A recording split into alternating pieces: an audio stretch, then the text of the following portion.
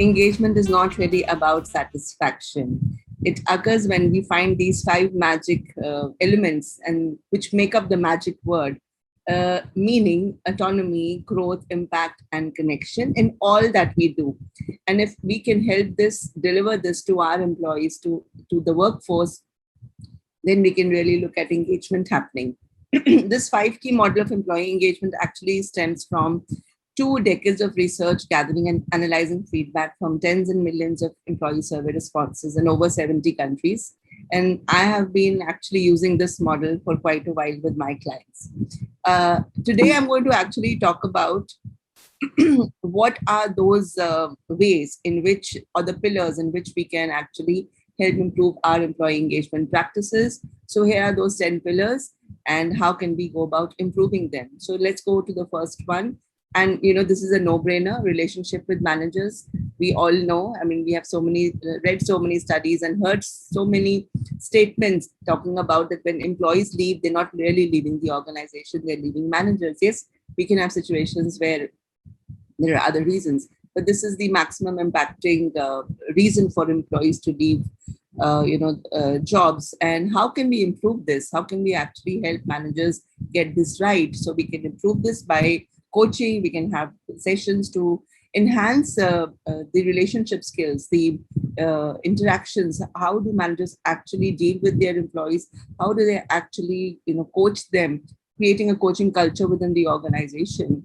How do they actually go about giving the right kind of feedback? So this is feedback to the managers. How can they actually build those relationships that actually helps an employee stay engaged and actually go beyond engagement, start actually giving in their discretionary effort, which helps the organization. And obviously it also brings many other factors into play, and as well providing opportunities to develop, so that when employees look at the investment, look at the way the organization is helping them build up and take many more they're helping them pick up many more skills. Again, that becomes a very great way. So this is applicable to both managers and employees. How do we build managers so that they can actually help engage their workforce better? The second is happiness. Happy employees are 12% more productive, and I guess this is true for all of us. If we are happy, we will actually do more work, right? And if the day starts off on a bad note, somewhere that's how the sentiment gets carried across. So how can we help employees become more productive, or rather more happy?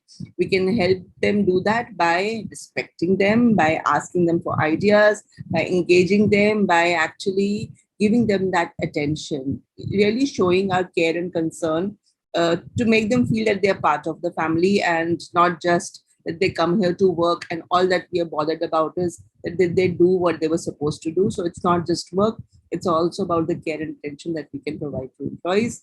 The third factor, that is the third pillar, it's all about wellness. And Asta will agree here. So many progressive organizations today are actually using wellness programs to increase employee engagement activities. This is one very, very critical pillar which many organizations today use. And just imagine, look at the returns, the ROI. For every dollar spent, the medical costs are actually falling down by almost 3x. And that's the wonder that if I really wonder why many of the organizations do not look at wellness as an important factor in retention or in engagement. It's actually very important. There are organizations who go out and not just do programs, but they also ensure their employees. And I know of organizations that don't do anything of that kind. So what can we do? We can improve this factor by walking around frequently and creating programs where employees are sensitized towards their own health and fitness regime. And if we are an organization that's providing healthy snacks, that's another great way of helping the agenda, the health and fitness agenda, go forward. And if you don't want to offer a gym membership, you could probably bring in a gym into the workplace. But look at how can we actually help employees, get a health benefit, and that's another engagement and retention, for us. The fourth pillar is about company alignment, and it's not just about core values, but very important. It's also about the vision and the mission. and the way that employees actually align themselves, actually feel connected. So when you just recall, look at the magic word connection, that's the connection which comes from how and where do our employees feeling the connection with their role, with the what, how are they contributing towards the organization goals. And when they do that, they feel aligned and they feel connected. How can we improve this? We can do this by repeating our core values, and not just saying it, but also meaning it and also demonstrating it, inspiring people with the mission, and also engaging them with our vision. So these are a few ways in which we can improve upon our alignment. The fifth pillar is all about workplace satisfaction, but we know that it is not just satisfaction, it's much more than that. And the first, meaningful, is it what the employee does?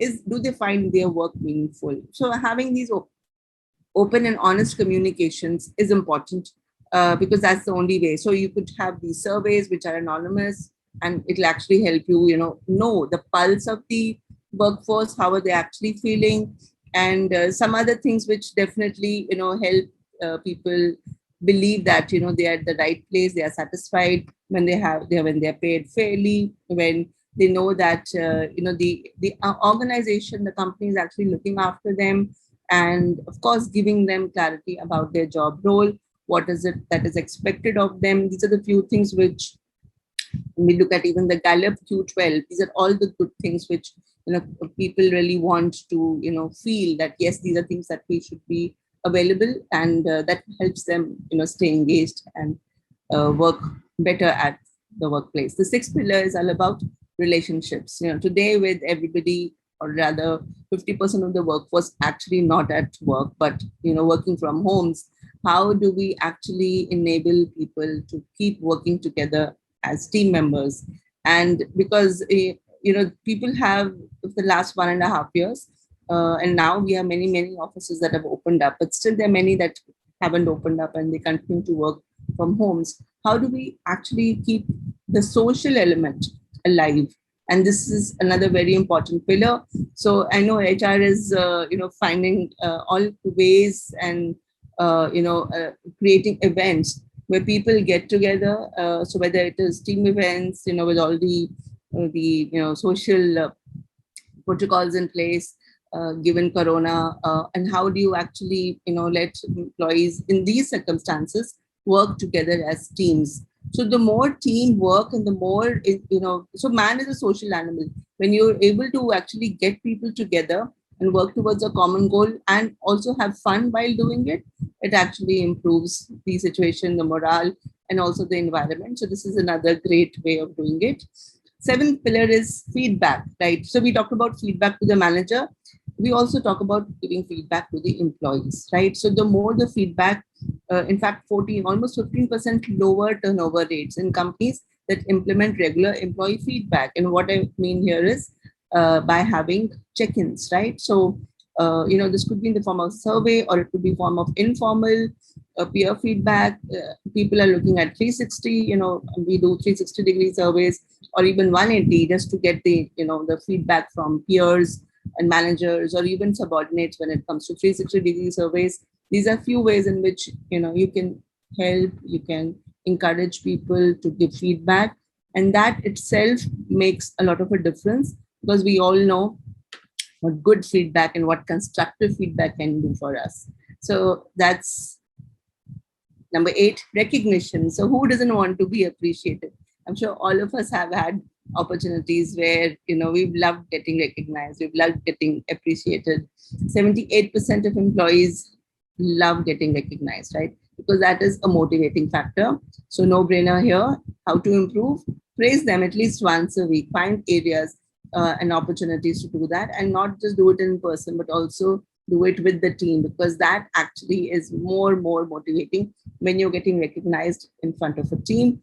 Be specific with praise, tell them exactly what they have done good, because again that is kind of going to reinforce that behavior and also help employees know that okay, this is great and I should do more of it. Coming to the 9th, personal growth. Companies that invest more in training, and obviously the question to ask is that on a scale from 0 to 10, how likely are you to refer a friend, right, to work here? And you will get the answer. So the more the number of people, the higher the rating, you know exactly where you stand. And how can we improve this? By again emphasizing the purpose of the organization, by showing the connection, by also understanding why people leave and also why people stay. So in other words, understanding what is your EVP, your employee value proposition. And when we do that, we get feedback on the culture, we get feedback on what are the things that employees would like to see, moving or changing. So those were the 10 pillars. I hope you found it great, and you can use some of these factors to keep your employees engaged. So I leave you with this question: how do you keep your employees engaged, and what is it that you would like to now do differently? Thank you so much.